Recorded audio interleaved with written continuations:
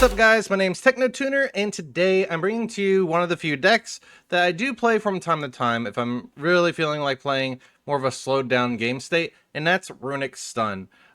This deck will get you a lot of hate when you play it at locals in general.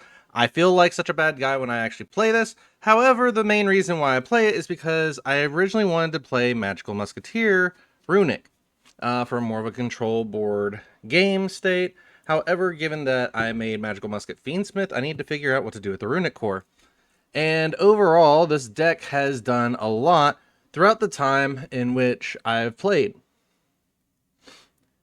Just in the couple games I've played with this deck has shown the capability of still being able to keep up with the meta, but also being able to annoy people very well. So if you like to play this kind of stuff, this is a deck that I would recommend. So let's go ahead and hop right on into this. We're going to go straight through the monsters real quick. There's not many, but we are playing 3 Fossil Dyna Pachycephalo. This card is insane because of his flipped up, destroy all special summon monsters on the field, and then neither player can special summon monsters. So basically it just prevents your opponent from special summoning, but also prevents you from special summoning. So you have to be careful of that. Next, I do play 2 Inspector Border. This card is very helpful because neither player can activate monster effects unless the number of monster effects that player has previously activated that turn is less than the number of monster card types currently on the field: Ritual, Fusion, Synchro, Seize, Pendulum, and Link. If an effect's activation was negated, it still counts towards the total for that turn. Only count effects that were activated while this monster was face up on the field. So basically, it's just a 2k special summon to where it's just a big body that messes with your opponent on the amount of effects they can activate during the turn. Now, that is all the actual main deck monsters I'm playing, aside from the hand traps, and for those, I'm playing 3 Ash Blossom, 2 Effect Veiler, and 2 Nibiru. In all honesty, I'll probably up the Effect Veiler to 3, and the Nibiru keep it at 2, but I might also run like Ghost Spell as well, just so I have that capability of further hindering my opponent for playing from the graveyard. The rest of the deck is basically spells. That's what it makes this deck so well with just Magical Musketeer, because Magical Musketeer wants you to actually play spells and traps in their columns for their monsters to trigger off their effects. However, since I'm not doing that, I did go a little bit heavier on the Runick package, which is, I'm going to show you now, the 3 Runick tip, which is add 1 Runick card from your deck to your hand except Runick tip, and banish the top card of your opponent's deck. Or you can special summon 1 Runick monster from your extra deck to the extra monster zone. However, whenever you activate a Runick card outside the field spell, and I believe Runick Allure, you cannot go to the battle phase. Yeah, you have to skip your next battle phase just so you can meet these activations. Next, we have 3 Runick Flashing Fire. Activate one of these effects, but skip your next battle phase after the activation. Target 1 special summon monster your opponent controls, destroy it, and banish the top 2 cards of your opponent's deck. Special summon 1 Runick monster from your extra deck to the extra monster zone. So that's the whole thing with Runick. They're going to want you to special summon your extra deck monster to the extra monster zone, just as a way to really work around well. The other deck that you could technically play with this is Sky Striker, because you are special summoning to the extra deck or extra monster zone every chance you can get. You don't really want any monsters in your main monster zone if you're playing Sky Striker, and this is where Runick can come in handy.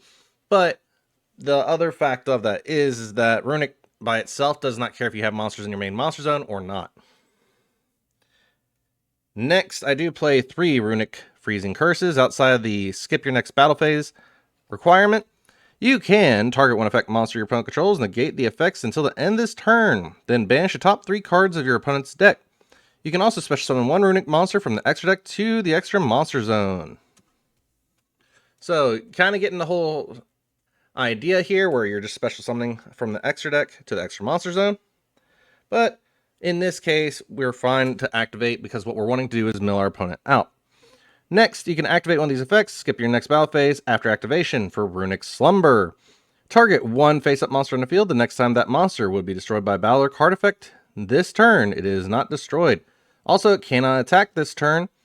Then, after applying this effect, banish the top 3 cards of your opponent's deck. You can then, or you can special summon 1 Runick monster from your extra deck to extra monster zone. So basically what we have is our Searcher, our Monster Pop, our Monster Effect negation, and then we have it to where we can prevent battle from our opponent or protect one of our monsters on the board that we want to keep around, which can help out a lot. Then the final 3 of that I do play is 3 Runick Destruction, which is our Spell and Trap Pop, and then you banish the top 4 of your opponent's deck. You can special summon 1 Runick monster from your extra deck to the extra monster zone. Next, for the 2 ofs, I do play 2 Runick Dispelling, 2 Runick Smithing Storm, 2 Runick Golden Droplet, and 2 Runick Fountain. Runick Dispelling is basically, if your opponent adds a card from their deck to their hand, you can discard 1 random card from their hand and banish the top 2 of their deck, which can actually mess with their plays, especially if they only have 1 card in hand to really activate. Runick Smithing Storm is very helpful because you banish cards from the top of your opponent's deck up to the number of cards they control. So if they have like 6, you do Runick Smithing Storm, they banish 6 cards, which can help you get through a lot more. And then Runick Golden Droplet. Your opponent draws 1 card, then you banish the top 4 cards from their deck. Yes, you are giving them a free draw, but you are also ripping 4 cards from their deck. Runick Fountain is the main card that makes the stack work. It is the field spell, and you can activate Runick Quick Play spells from hand during your opponent's turn. Once per turn, if you activate a Runick Quick Play spell, you can target up to 3 Runick Quick Play spells in your graveyard, place them on the bottom of your deck in any order, and draw the same amount of cards.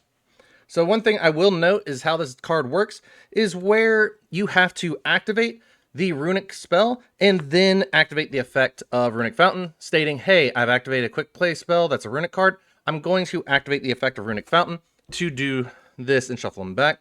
And then, of course, I play the 1 Runick Allure, which each time a Quick Play spell activates, banish the top card of your opponent's deck. You can only activate 1 Runick Allure once per turn. Or you can only control 1 Runick Allure, excuse me. So, basically, it makes it to where you can only control 1 of those. That is basically all I run for the Runick spells. However, there's some supplemental spells that I do run just because of you needing to really stall with this deck and control the board very well. That would be 3 Messenger apiece. For those that played GOAT format and older formats, this is one of them that is very well known. But monsters with 1500 or more attack cannot declare an attack. Once per turn during your standby phase, pay 100 life points or destroy this card. So, it's got a very low cost to maintain, but it also helps you with keeping your attack down and them from attacking you and being able to just keep board established. Next, you do play the 1 Terraforming, the 1 Call by the Grave, and the 1 Moon Mirror Shield. I would probably up this to 2 and cut one of the Runick spells that you don't want to utilize as much, but that's personally up to you. Moon Mirror Shield is the really good card that can turn your Pachycephalo into a undestroyable card by battle. If the equipped monster battles your opponent's monster during damage calculation, the equipped monster's attack and defense become equal to the attack or defense, whichever is higher, of the opponent's battling monster plus 100. During damage calculation only, if this card is face up, is sent from the field to the graveyard, pay 500 life points, place this card either on the top or bottom of the deck. So there's a good way to recycle it. Next, for the further effect negation, I do play 4 traps, 3 of which are Power Sink Stone and the 1 Skill Drain. Skill Drain, you know what it does. It just is a blanket negate of all monster effects on the board. Power Sink Stone, your opponent, each time a monster effect is activated, place 1 spell stone counter on this card, max 2. While this card has 2 spell stone counters, neither player can activate the effects of face-up monsters on the field. Also, the effects of face-up monsters on the field are negated. Once per turn during the end phase, if this card has any spell stone counters, remove them. Basically, it's just a slightly worse skill drain, but with the amount of monster effects that proc off nowadays, this does shut down a lot. That is all I'm actually running for the main deck when it comes to the Runick Stun. Alright, well, what about the extra deck?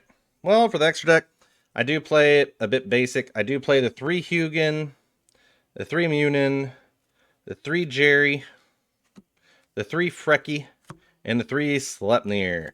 I did go pure with Runick in the extra deck because each of these cards have such good utilization for the deck overall, to where, for example, Hugin, if this card is special summoned from the extra deck, discard 1 card, add 1 Runick field spell from deck to your hand. If another card you control would be destroyed by battle or card effect, you can banish this card you control instead. If this card on the field is destroyed by battle or card effect, return this card to the extra deck. So basically they can recycle themselves if they're destroyed, but that is about it. Munin, the Runick Wings. If this card is special summoned from the extra deck, you can discard 1 card, add 1 Runick continuous spell from your deck to your hand. When your opponent activates a card or effect that targets a Runick card you control, or a set card you control, quick effect. Banish this card, and if you do, negate the activation, and if you do, destroy that card. Once returned, during the end phase, gain 1,000 life points. So I run him mainly just to keep life points up for a longer game. Then we have Jerry. Cannot be destroyed by card effects. If this card was special summoned from the extra deck, you can target 1 non-quick play Runick spell in your graveyard, add it to your hand. When this card is destroyed by battle, you can target 1 card on the field and destroy it. So overall, you're using him to get the fountain back from the graveyard to reactivate the fountain if you've already went through both of them, just as a way to keep your plays going. Then there's Frecky. When an attack is declared involving this card in extra monster zone, you can banish the top 2 cards of your opponent's deck. Neither player takes damage from the attacks involving this card. If this card in the field is destroyed by a battle or card effect, you can target 1 Runick quick play spell in your graveyard, add it to hand. You can only use the effect of Frecky, the Runick Fangs, once per turn. And then finally we have Sleipnir, the Runick Main. Takes 2 Runick monsters, which is all of them, if you were ever looking for a quick way to super poly. But Sleipnir, the Runick Main, is actually very nice because during the main phase, or your opponent's battle phase, you can target 1 face-up monster your opponent controls, banish both that monster and this card until the end phase. If a card is added from the main deck to your opponent's hand, except during the damage step, you can special summon 1 Runick token, level 4, attack 1500, defense 1500, attack position. You only use each effect of Sleipnir, the Runick Main, once per turn.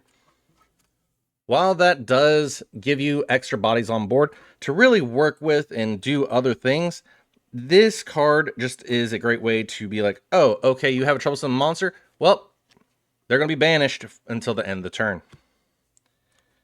This deck has a lot of capability of going very wide and doing a lot for stun, in which I can't complain about it. I do like to control the board as much as I can when I play this deck, even though I do feel bad when I do play it. However, if you do love this kind of playstyle, this deck is probably the best fit for in the room.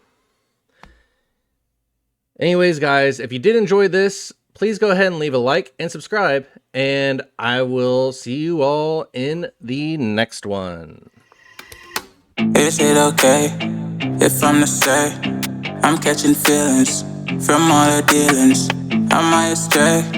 What do you say? How are you feeling? Is it the same?